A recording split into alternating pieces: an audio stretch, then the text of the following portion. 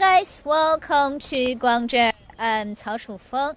Now today is actually the birthday of the South Sea God, or people call it Boluo Dan. Because Guangzhou is a major maritime gateway to the world for China since ancient times. So it's a tradition for locals to celebrate the birthday of the South Sea God since over 1,400 years ago. Today, Boluo Dan is also a day to celebrate traditional culture, folk culture, and also to have family gatherings at a temple fair. Now, this event was stopped for about 3 years because of the pandemic, and now it's back today. Now, for the past couple of days, a lots of events has been held around this near the South Sea God's Temple. I really do want to include all of them in my live streaming, but I really can't do that. So I did a video to introduce you the present and history of Boluo Dan. Before we start, let's take a look at my video first. Guangzhou is one of the most important stops on the ancient Maritime Silk Road. Since ancient times, each year around the birthday of the South Sea God, or Boluo Dan, local residents would gather at the South Sea God Temple to pray for safe sea travels and a prosperous year. In modern days, the Guangzhou Folk Culture Festival coincides with Boluo Dan celebrations and temple fair, with this year being the 10th anniversary of China proposing the Belt and Road Initiative. Elements of the Maritime Silk Road are important highlights of the event. The South Sea God Temple is an important witness of the Maritime Silk Road, and we hope to show this element during Boluo Dan. For example, in our opening ceremony, we use the programs to show the grandeur of ancient navigation as well as the developments of modern times. The Guangzhou Folk Culture Festival and Boluo Dan Temple Fair was stopped for 3 years due to the pandemic. After coming back this year, it's all hustle and bustle around each section. And lots of people are gathered to buy rice dumplings that look quite similar with the ones Chinese would eat around Guangzhou Festival, called zongzi. But these are specially made for Boluo Dan and are wrapped with a different type of leaf. Boluo are different with zongzi we eat around Duanwu. Boluo is wrapped with plantain leaves.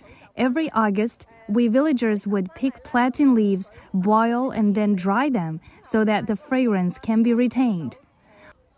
One section is also included to specially showcase arts that are listed as Intangible Cultural Heritage. As a major maritime gateway to the world since ancient times, many traditional art forms in Guangzhou are testaments to foreign trade. This is rice paper plant piece painting. It was first developed around 18th century for foreign visitors or foreign export. It combines Chinese elements with Western aesthetics, and they often come in small sizes, just like postcards or other small souvenirs, and foreign visitors could easily take them home. Boluo Dan in history was a day for rituals, but it's now developed into much more than that. Locals tell me it's now an event for friends to gather, a day to know more about folk cultures, and a time to remember the history of maritime trade. Now behind me is the Guangzhou Maritime Museum. It was opened in 2021, so it is actually the first time that this museum is participating at the Boluo Dan celebration. So if you want to know everything about the ancient Maritime Silk Road, this is probably the place to visit.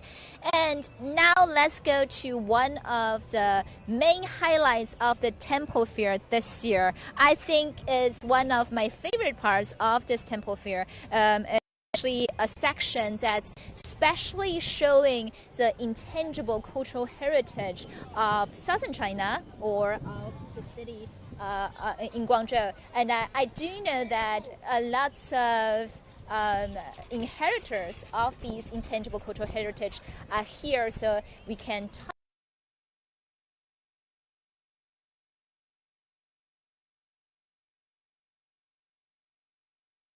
And now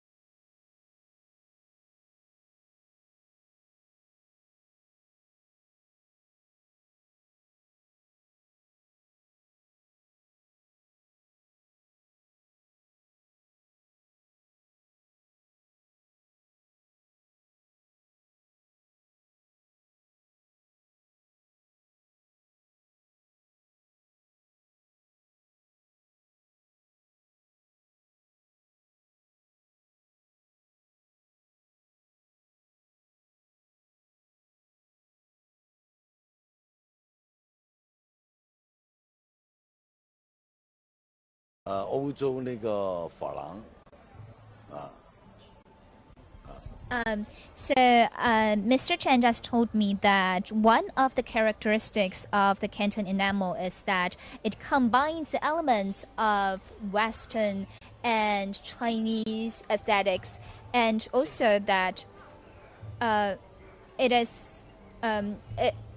is more colorful than other kinds of Chinese enamels.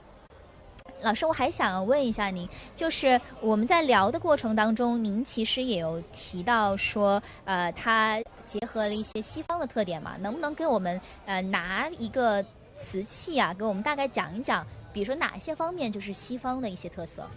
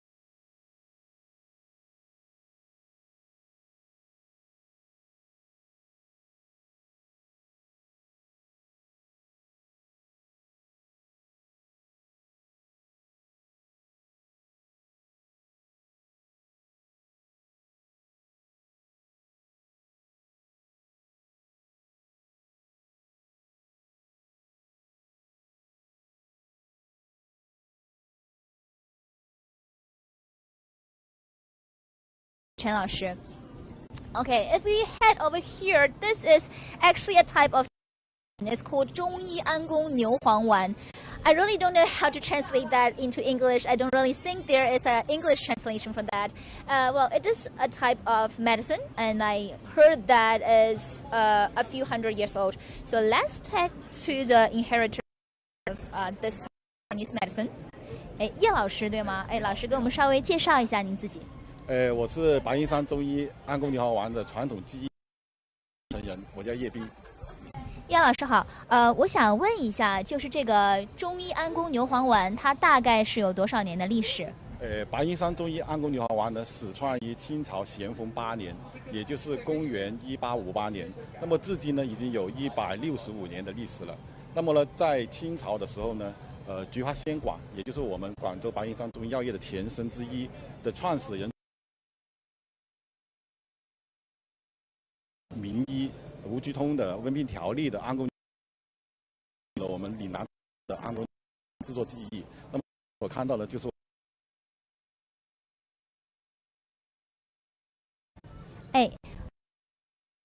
，Mr. Ye just told me that this type of medicine is 165 years old. So it was developed around 165 years ago in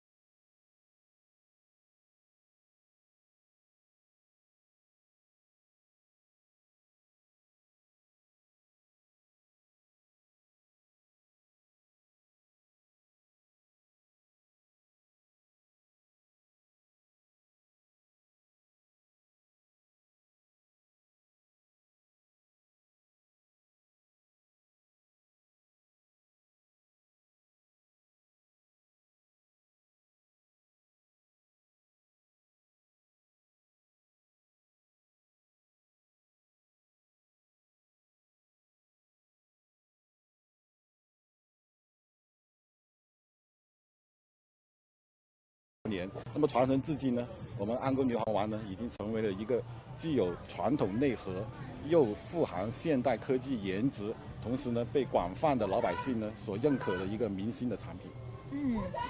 So Mr. Ye just told. While making this medicine is first of all, the ingredients need to be precise. So you have to have a precise kind of ingredients because it's medicine, and you have to use good ingredients for that. 师傅想问一下，就是现在他不会还用手工做吧？因为这样。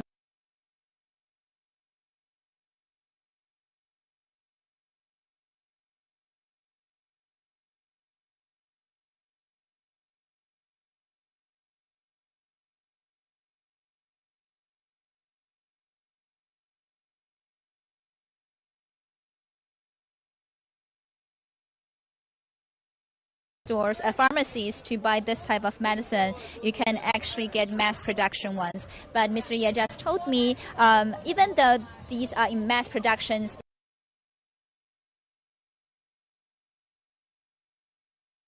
more high-tech production equipment with more high-tech production equipment. 谢谢叶老师，谢谢。Okay. If we head over here. Chickens.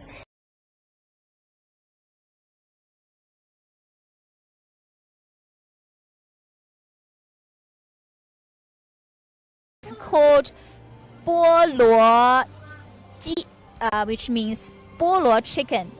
So if we come over here and talk to, 老师好。你好，你好。跟我没问题，来跟我们稍微简单的介绍一下您自己。我介绍我个名係嘛？我係葉美英。然後您算是菠蘿雞的傳承人。現在還沒搞那個傳承人，在準備搞了，準備辦。我想問一下朱老師對嗎？您姓葉葉老師好。我想問一下葉老師，就是說這個為什麼大家會在菠蘿蛋的時候來購買菠蘿雞？那個菠蘿雞咧，就是廟區嘅吉祥物，即係菠蘿廟嘅吉祥物嚟嘅。所以以前咧，每人嚟遊菠蘿都買一對菠蘿雞嘅，買翻屋企咧就圖個吉祥如意、身體健康嗰啲吉祥物嚟嘅。所以以前每人嚟遊菠蘿都買一對菠蘿雞嘅，冇咁多玩具啊賣。需要買一對是嗎？一個還不行？要買一對㗎嗱，呢個冇嚟嘅，呢個即係呢個老婆啊。呢個就老公。即係有一對啦，你要買就買一對㗎啦。明白。So Miss Ye just told me if you wanna buy Boluo chicken during Boluo Dan, you need to take a pair of them. So one is the wife and one is the husband, and it will bring you good luck. Because in Chinese, chicken sounds quite similar with what you eat. And okay, if we look over here, this is 这个是菠萝鸡的前身是吗？这个是什么？呢個咧又係呢個係嗰個毛，我哋講個雞毛。菠蘿雞嘅雞毛呢就係一斤嘅，即係呢啲一斤嚟嘅，我哋稱過嘅，用把秤嚟稱過嘅。呢啲咧就3斤嘅，3斤嘅嚟又稱過嘅。咁你呢個又係呢個就10斤又稱過嘅。嗱，呢個1斤就係呢啲。我有聽說，就是做一個菠蘿雞，它的步驟其實挺多的，對嗎？係啊，32道工序，32個是嗎？是啊，好麻煩嘅。OK。那大概您一般會花多長時間來做一個菠蘿雞？我啊，要過完菠蘿蛋咧，我就做噶啦，開始做到第2年菠蘿蛋嘅。